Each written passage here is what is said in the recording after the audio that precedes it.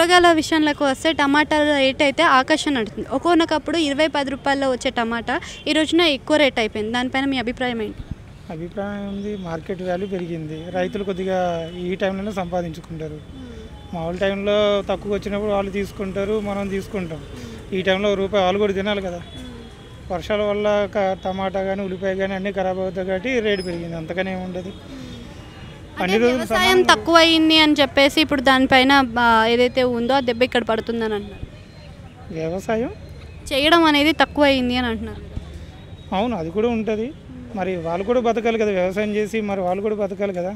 వాళ్ళు బతకడం వల్ల మనం బతుకుతున్నాం. ఈరోజు మన చేతులు నోట్లకి చేయగలుగుతుందంటే అదే కారణం కదా. అంటే ఇదే విధంగా రేట్లు పెంచుకుంటూ పోతే మరి మధ్యకారు సామాన్యులు అంతా కూడా ఏ పరిస్థితిలో ఉంటారు? వాళ్ళు బ్రతకడం ఎలా సాధ్యమవుతుంది అనుకుంటున్నారు? రేట్లు పెరగడం వల్ల సామాన్యుడు కష్టపడతాడు, లేకపోతే సోమరిపోతులో కూర్చొని రోడ్డు మీద తిరుగుతాడు. ఏం పర్లేదు. పేదవారి పరిస్థితి?